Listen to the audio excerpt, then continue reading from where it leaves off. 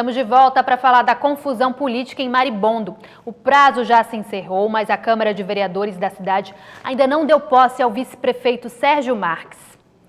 O titular Leopoldo Pedrosa está preso, acusado de agredir a ex-esposa. Nos últimos dias, vários protestos foram realizados pedindo a soltura de Leopoldo. Adversários dizem que a mãe do prefeito está pagando aos manifestantes.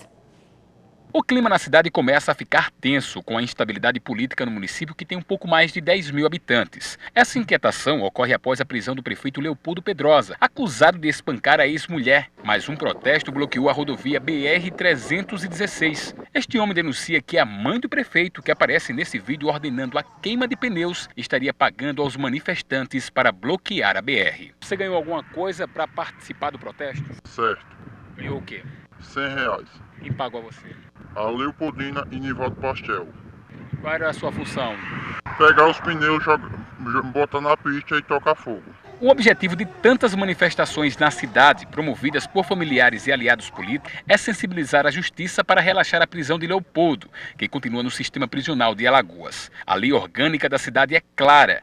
Após 15 dias de ausência do gestor, a Câmara deveria dar posse ao vice. Na Câmara, não encontramos o presidente da casa, Fernando Melo. Não veio para aqui hoje. Não veio hoje. Mas ele está na cidade? Não sei também. Com autorização de funcionários, tivemos acesso a este condomínio onde mora o presidente da Câmara. Não encontramos ninguém em casa. Por telefone, também tentamos saber por que o vice-prefeito ainda não tomou posse, mas não tivemos sucesso. O futuro político de Maribondo agora está nas mãos da juíza Juliana Batistella, que recebeu o mandado de segurança impetrado pelo vice-prefeito Sérgio Marques, que aguarda assumir o cargo de prefeito da cidade. Tentamos falar com os advogados do vice-prefeito, mas eles não quiseram falar sobre o mandado de segurança. O policiamento na cidade foi reforçado. O comandante da PM garante em manter a ordem. A nossa função basicamente é essa, né?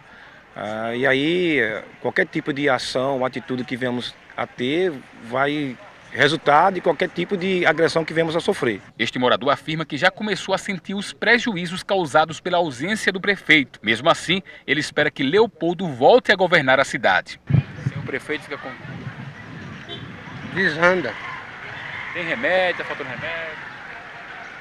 Olha, na realidade, mesmo ele estando preso, mas ainda está em dias porque o trabalho dele é 100%. Que novela! Em contato com nossa produção, o irmão do prefeito Alberto Pedrosa negou que a mãe estivesse organizando os protestos. Segundo Alberto, ela apenas participou dos atos porque luta pela liberdade do filho. Hoje, 13 de julho, comemora-se os 27 anos de existência do Estatuto da Criança e do Adolescente, o ECA. São quase 3 décadas. E será que essa lei é devidamente cumprida aqui no estado e em todo o Brasil?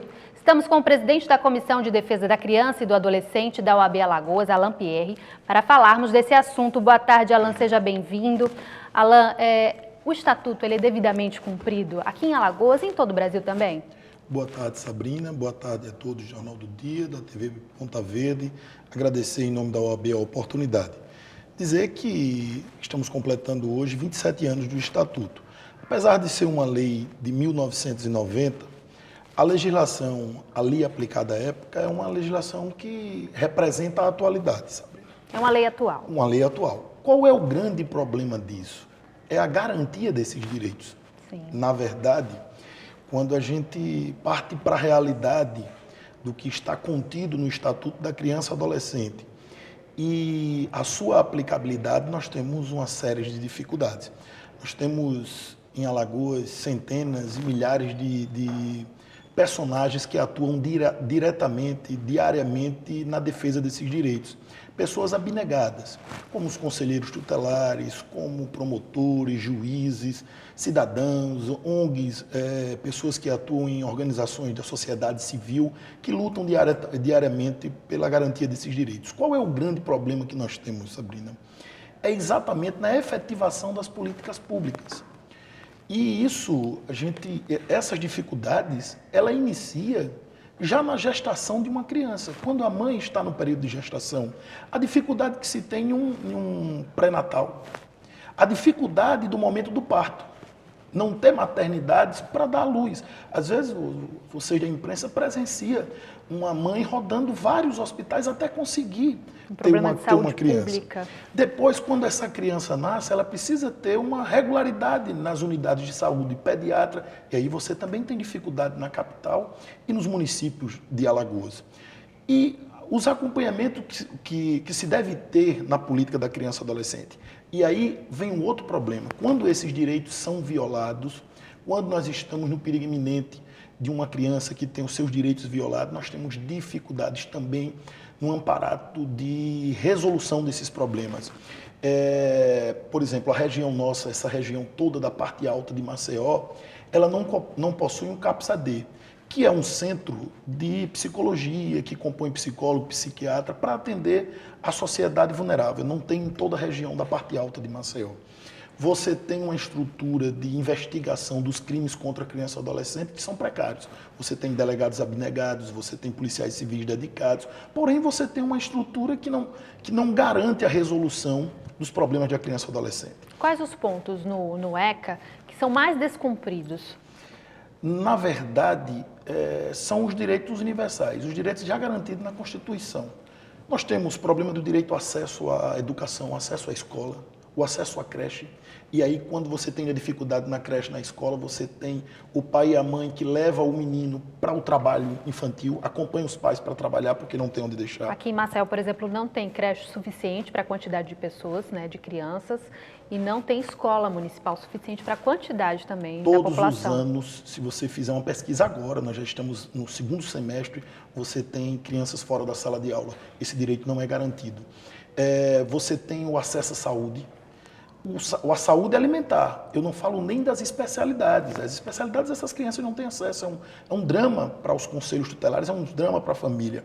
E você tem, o que para mim é mais preocupante, você tem na sociedade a preocupação de que no futuro do que será, sobretudo dessas crianças e adolescentes que estão nas camadas mais vulneráveis da nossa sociedade. Aí vem a marginalização. E aí, evidentemente, nós vamos estar sempre aqui discutindo por fruto de não garantir esses direitos, já na essência, o abuso e a exploração infantil, sexualmente ou do trabalho infantil, a evasão escolar, as crianças sendo aliciadas em vários tipos de crimes pelos os maiores para cometer delitos, para assumir delitos, e isso é o que a gente tenta buscar diariamente nesses 27 anos do Estatuto da Criança e Adolescente. Agora são quase 30 anos, claro que muita coisa tem que ser cumprida ainda, né? Os estados, os municípios têm que cumprir políticas públicas, mas há um avanço, né? Desde que foi implantado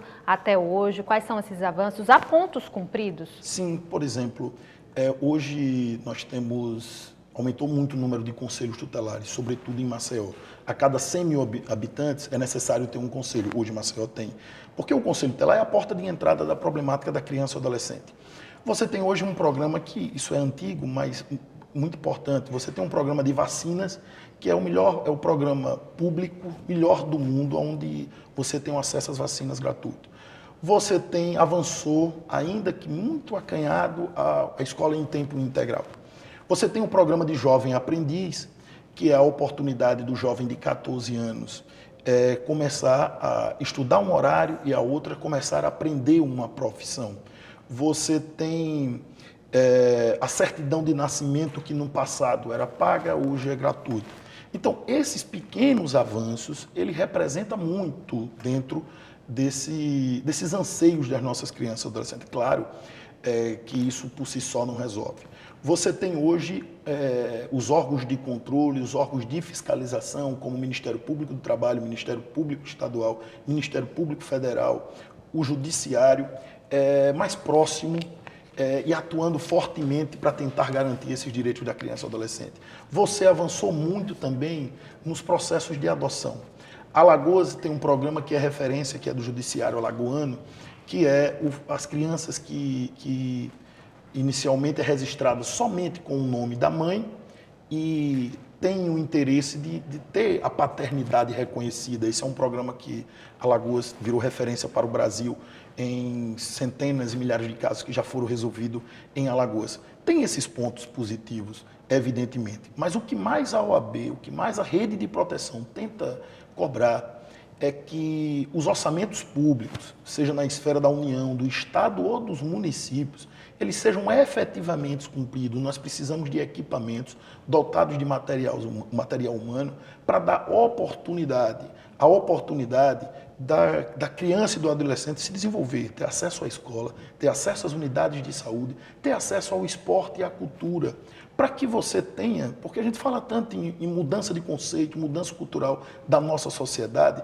mas se isso, Sabrina, não começar a ser feito agora, com essas crianças que estão aí, as que estão vindo, com os adolescentes que estão aí, como é que nós vamos falar de futuro? Como é que nós vamos falar de mudança conceitual, de educação, de cultura, mesmo. de uma nova sociedade? Nós precisamos garantir esses direitos. E que avance mais, então. Muito obrigada, Alain, pela sua participação. Uma boa tarde. Boa tarde.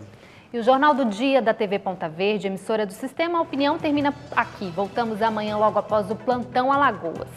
Uma boa tarde e até amanhã.